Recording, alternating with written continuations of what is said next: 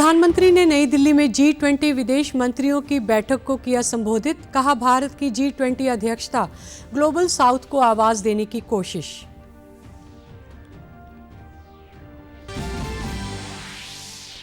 गुरुग्राम में G20 बैठक में डीबीटी और डिजिटल पब्लिक इंफ्रास्ट्रक्चर विषय पर हुई चर्चा।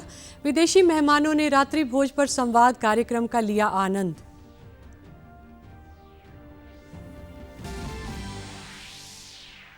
पंचकुला की अनुपमा उपाध्याय ने जीती राष्ट्रीय बैडमिंटन चैंपियनशिप 2023। महिलाओं के वरिष्ठ एकल वर्ग में प्रदेश की पहली विजेता खिलाड़ी बनने पर मुख्यमंत्री ने दी बधाई।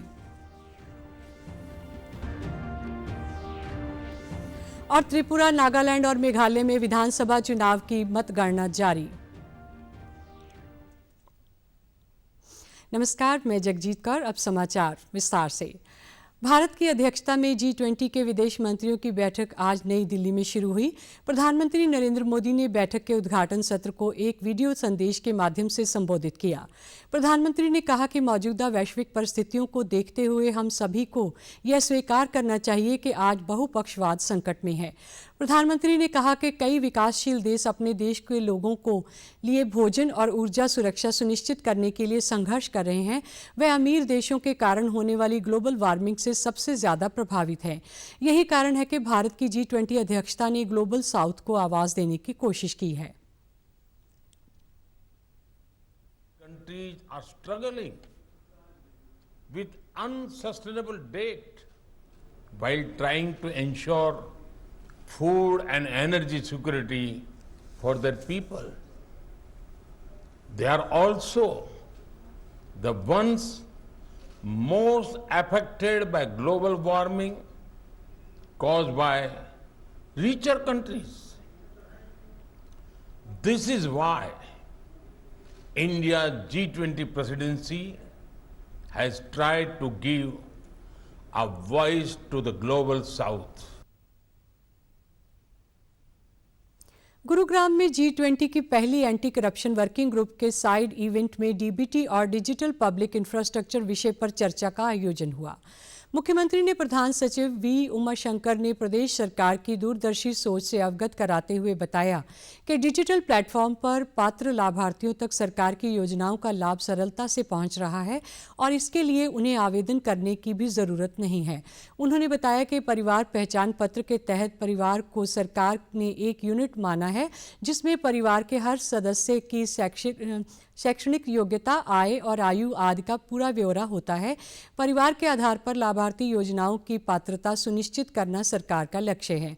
उन्होंने बताया कि सरकार ने कई पोर्टल और अलग-अलग आंकड़ों को एक पोर्टल पर लाने की दिशा में कदम बढ़ाए हैं। Links that data to the Aadhaar, to the mobile and to the bank account. Along with that are certain other data points, caste for example. There are benefit schemes or eligibilities which are targeted towards particular caste categories in India. Then there is income, and income is something that can change every day.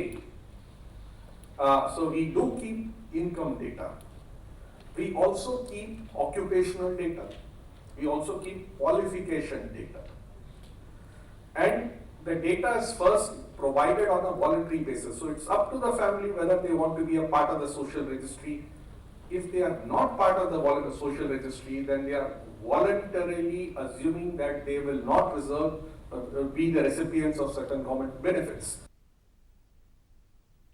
Gurugram में आयोजित G20 की anti corruption working group की बैठक में पहुंचे विदेशी मेहमानों के सम्मान में रात्रि भोज पर संवाद कार्यक्रम का आयोजन किया गया। कार्यक्रम में आए G20 के डेलीगेट्स का हरियाणवी पारंपरिक तरीके से भव्य स्वागत किया गया। केंद्रीय मंत्री डॉक्टर जितेंद्र सिंह, मुख्यमंत्री मनोहर लाल और उप मुख्यमंत्री दुष्यंत चौटाला सहित मंत्रिमंडल के सदस्य इस भोज में शामिल हुए। रात्रि भोज में मेहमानों के लिए अंतर्राष्ट्रीय मिलेट ईयर के तहत मोटे अनाज से तैयार व्यंजन व प्रदेश के विभिन्न शहरों की खास मिठाइयां परोसी गई।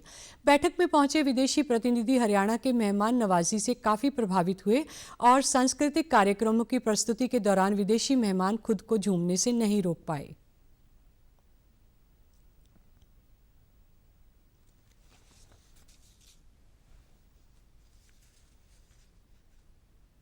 Very professional and very kind, always with a smile on their face. So in these times, I appreciate it very much. My compliments. The organization is perfect. Namaste to Ariana, all inhabitants. Say hello to Ariana, and I hope to see you in Italy one day. Who knows? Yeah. I'm very happy to be here. Actually, it's my first time in India. I arrived just in the night time today, but I'm happy with the whole local hospitality, and I believe it's a great opportunity not only to discuss anti-corruption, but also to discover the country and the city. I feel very comfortable. Panchkula की अनुपमा उपाध्याय पुणे में आयोजित राष्ट्रीय badminton championship 2023 में महिलाओं के वरिष्ठ एकल वर्ग में विजेता बनी हैं। यह उपलब्धि हासिल करने वाली अनुपमा प्रदेश की पहली खिलाड़ी बन गई हैं। मुख्यमंत्री मनोहर लाल ने ट्वीट के माध्यम से अनुपमा को शुभकामनाएं देते हुए कहा कि पूर्व विश्व जूनियर नंबर 1 खिलाड़ी अनुपमा उपाध्याय को पुणे में सीनियर नेशनल्स में महिला एकल में स्वर्ण जीतने पर हार्दिक बधाई। ऐसा करने वाली हरियाणा की पहली खिलाड़ी के रूप में इतिहास रचा। उनकी ऐतिहासिक जीत ने हरियाणा को गौरवान्वित किया। अनुपमा उपाध्याय ने अपनी जीत का श्रेय अपने अभिभावकों और बैडमिंटन कोच रोहित को दिया। वर्तमान में अनुपमा अपना आगे का प्रशिक्षण प्रकाश पादुकोण बैडमिंटन अकादमी बेंगलुरु से कर रही हैं। अनुपमा ने बताया कि उनका अगला लक्ष्य अंतर्राष्ट्रीय प्रतियोगिताओं में श्रेष्ठ प्रदर्शन करके अपनी रैंकिंग सुधारने के साथ साथ प्रदेश और देश का नाम विश्व पटल पर ऊंचा करना है। आगामी दिनों में वे थाईलैंड और वियतनाम में होने वाली चैंपियनशिप में भाग लेंगी। मेरे भाई बहन जो हैं उनको दूंगी और उसके बाद मैं रोहित सर को दूंगी जिनने मेरी बहुत हेल्प करी इस पूरे टूर्नामेंट में।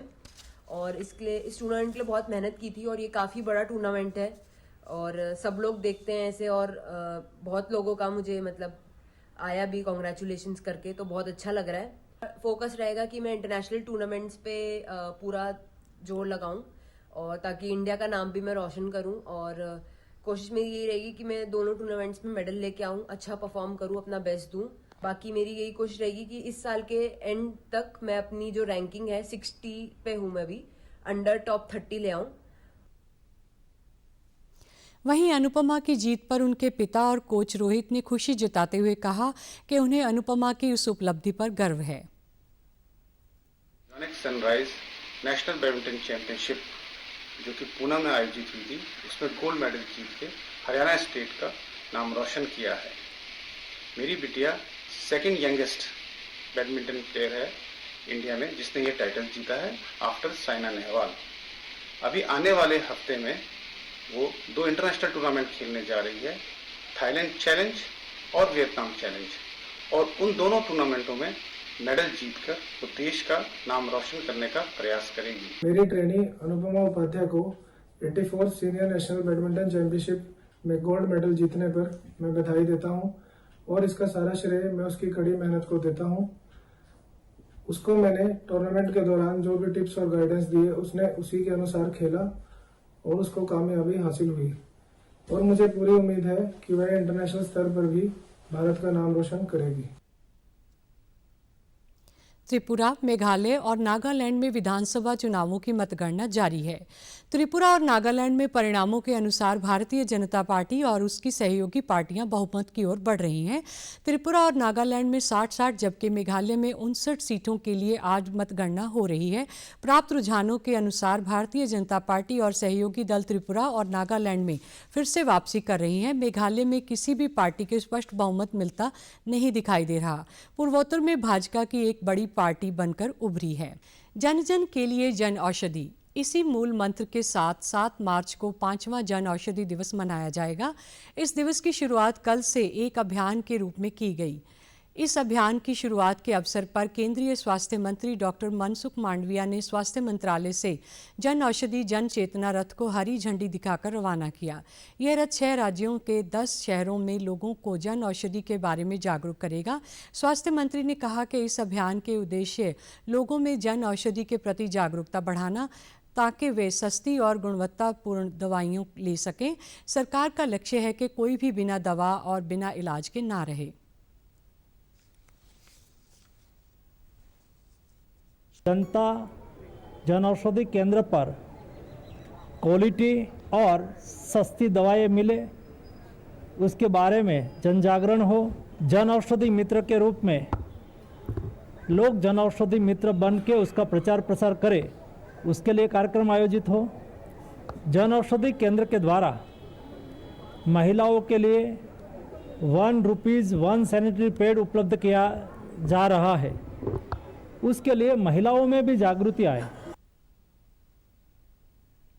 महिला एवं बाल विकास राज्य मंत्री कमलेश ढांडा ने कल चंडीगढ़ में कहा कि अंतर्राष्ट्रीय महिला दिवस के अवसर पर सराहनीय योगदान देने वाली महिलाओं को सम्मानित किया जाएगा।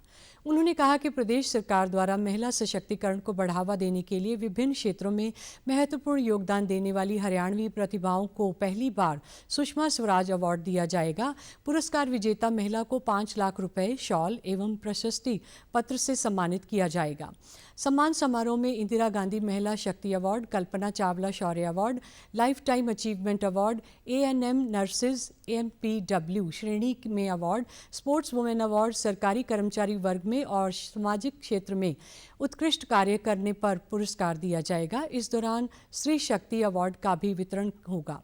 कमलेश ढांडा ने कहा कि प्रदेश में बेहतरीन कार्य करने वाली आंगनवाड़ी वर्कर्स को भी अवार्ड दिया जाएगा, जिसके लिए विभाग की तरफ से आवेदन करने वाली आंगनवाड़ी वर्कर्स के साक्षात्कार भी लिए जाएंगे।